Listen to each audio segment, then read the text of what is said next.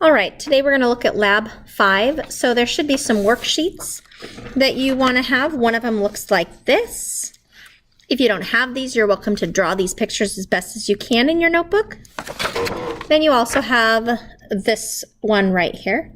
So we're going to take these and we're going to cut them out a little bit so that they go into our notebook. And I'll show you what those look like. So on the first page, you've got a title, date, and you'll notice that we've got our picture on the top to start with, and then we've got the graph down at the bottom, which we'll be completing as we go through the lab. And then your next page on the back, we've got this picture. You'll notice that I did not cut off the word explanation because you're going to have to do some explaining. And then the last one that goes with this lab looks like this here. So today we're working again on lab number 5. So what we're going to be doing today is we've got cold water in our ice cold air in our chamber to the left, and we are working at having heat in our chamber to the right. So you'll notice that something strange is happening already just by having this sitting here. You can see that we are developing condensation over here where the heat is. So we're going to be taking our punk, which is lit and smoking well for us, and we're going to go ahead and place that inside of the cold side of our convection tube. So I'm going to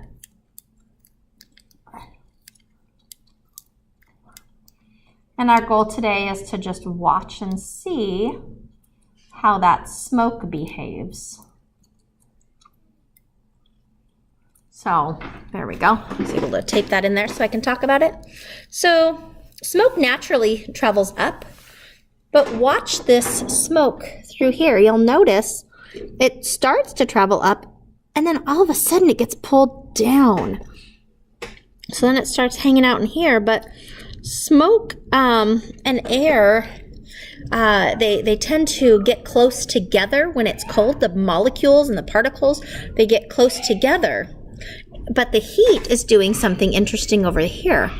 The heat, and I know it's difficult to see, is actually pulling this smoke through this center tube, and then it's gathering over here, but then it's actually coming up and out the top here. So it's kind of hard to see. Let me see if I can move that up so you can see that smoke actually coming out of there. It doesn't seem to be showing it very well on the video, but I promise you that that is exactly what's happening. So that's pretty cool. You can definitely see the smoke coming from here. And yeah, it's just not very visible, but it's definitely there. So you're going to go through and you're going to go ahead and write down the reaction for that. And that's the hot-cold reaction. Hot-cold. So the next reaction that we want to look at is the hot-hot. So I've got some hot water here. So we've got hot water on one side, and then of course we've got our hot candle on the other.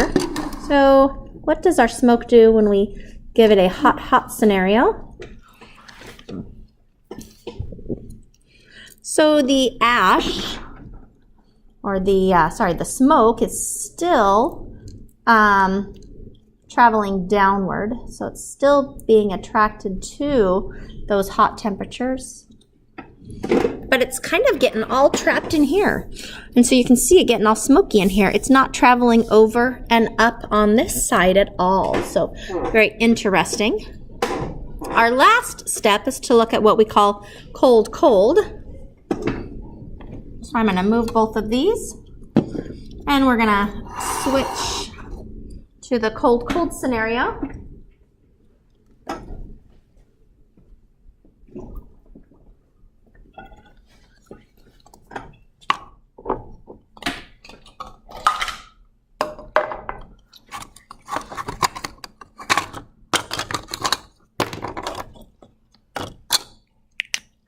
So we've got an equal amount of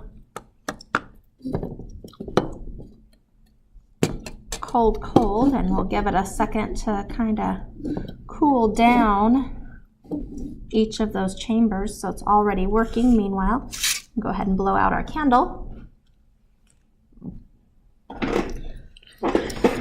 And our punk is still smoking, so I'm going to push this back so we can watch a little bit. So again, this is our cold scenario. We do still have some condensation. And see if we can see that working away. And what's actually happening, which is kind of hard to see for you on the video, is that the smoke from the punk is not in any way traveling downward. It's actually just going straight up and out, like it's trying to get away from the cold. So I'm going to go ahead and put these things out.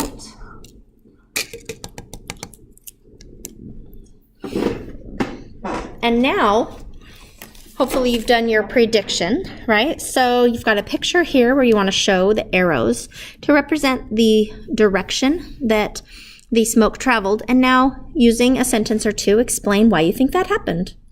You should have gone through and completed your prediction and your observations already.